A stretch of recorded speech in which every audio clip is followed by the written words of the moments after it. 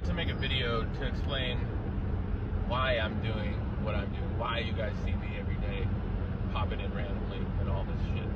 I mean, it's obvious what I'm trying to do, but the reason why goes back to my childhood, and I can remember it. When I was 5, when I was young, like, I had a famous baseball player. He was a pitcher. He pitched for the A's, he pitched for the Mets in the World Series, he pitched for the Expos, the Blue Jays, but I didn't know him, so there was this legend in my family of him, right? So everyone in my family, you know, it was a point of pride of our family, you know, one of us made it. And I remember, you know, 5 years old, I remember that, like, and I would tell everybody. I think I still do to some extent, but it was just, you know, something cool to talk about, and you could see him on TV, and then he was commentating for sports for a long time after that. And when I remember going into baseball, starting baseball, that was my sport.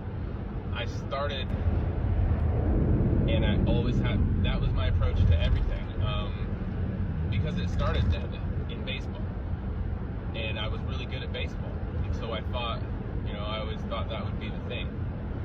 And then, so I always had this internal feeling, this attention-seeking, just proclivity. I have it. And for most of my life, most people around me were telling me that that's not cool. You shouldn't seek out attention and all this stuff.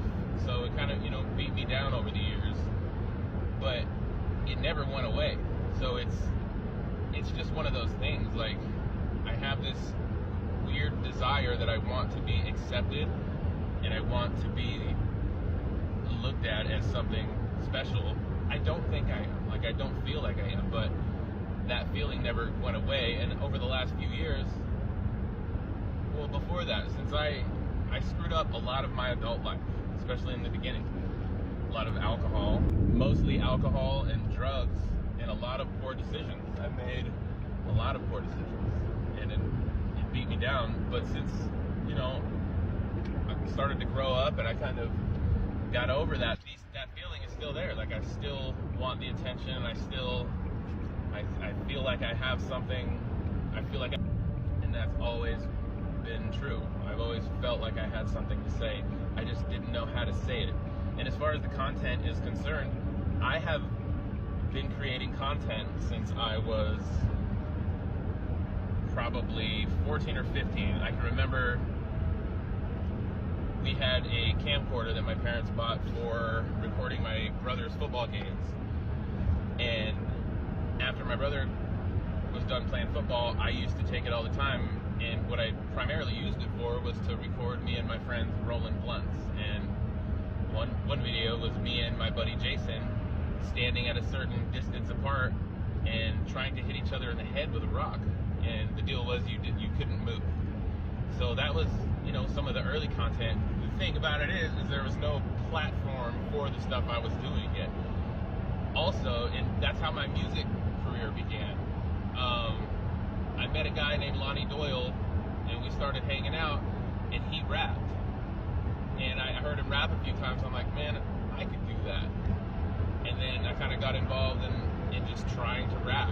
And then you need a beat for music. So how I would do that is I listened to other people around me, and I learned that you could do it with a tape deck and just take small sections of songs that don't have any words in it and loop them back to back. Now, the process was horrible because you had to use 2 tapes, and you'd have to pick one section, you'd have to time it perfectly for the loop, and then rewind it, do it again, pause, stop, or record, stop. So that's how I made, I don't know, probably like 30 to 50 songs.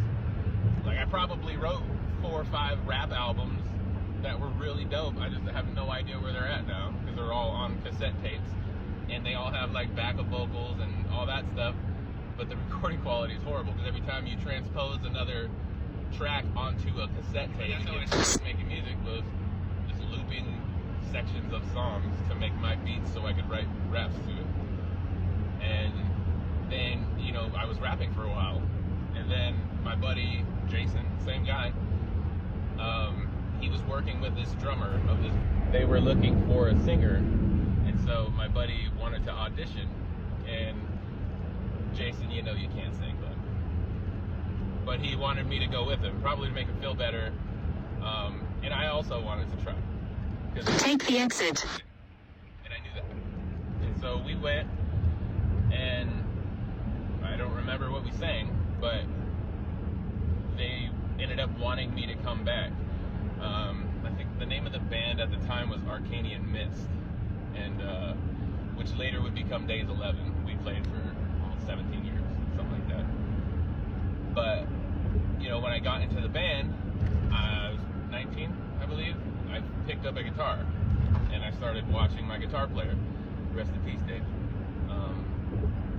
And I learned so much from him, just watching him play in the band. And during the time of the band, I still wanted to be famous. Of course we wanted to be famous. We had a couple brushes with, you know, some opportunities that I screwed up because of alcohol and drugs. We had a real shot, a real opportunity with Linkin Park and Chester Bennington. He wrote us a handwritten note to our band, and he called out the song Desire that I wrote, the words to. David wrote the music, we all wrote the music, but it's really cool, and he gave us a bunch of autographed pictures and a bunch of unreleased Linkin Park songs on CD, and for whatever reason he couldn't make it happen at that time, but I was so involved in meth and alcohol and girls that I fucked it up. But that feeling was, you know, it never ever goes away. I just never knew how to capitalize on it. And in other content, I have been journaling since I was young, since I was in my teenage years. So that's just another thing. Reading and writing have always fascinated me. I was really good at writing in high school, like creative writing. And yeah, so that's kind of why I'm doing this now, is because it's always been my dream. It's always been my dream just to be something noteworthy. I want to make an impact on this world, a positive impact on this world. I want people to feel my music. You know, I hope I can connect through my music and relate to people, you know, through my writing and relate to people. And ultimately help somebody else. Because how I was able to help myself, and I fought it for years, like quitting drinking and drugs, is I had to shut the fuck up and start listening to other people's experiences. I had to start learning from other people's experience. The thing about alcoholics is we're so self-centered and selfish that we think we know everything already. So it took a lot, you know, I was 38 when I quit. It took a lot for me to be like, okay, maybe I don't have this figured out. But, you know, since it was a massive upgrade, quitting drinking, my brain, it works now. It's still a little, it's very crazy, but I have a focus and I have a direction, and I'm going that direction every single day of my life. And now I feel I've reached a tipping point. Like, people are reaching out to me in the community. People are reaching out to me from my past. People who are doing good things in the world are starting to just come to me organically and naturally. I'm not reaching out. Even conversations like in the gym and stuff, I'm generating a lot of creative ideas through the people that I'm around all the time. And it's because I'm doing it on purpose. I'm intentionally in this world. Every time I'm in public, I am looking for an opportunity. I want to meet you. I want to talk. Maybe you have something that we can work together with. Maybe not. But I'm never going to know unless I try to talk to everybody.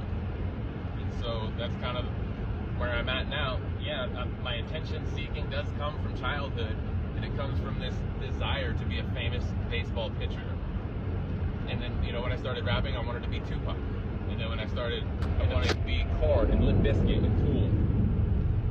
Like, there's always something that I'm going for. that is never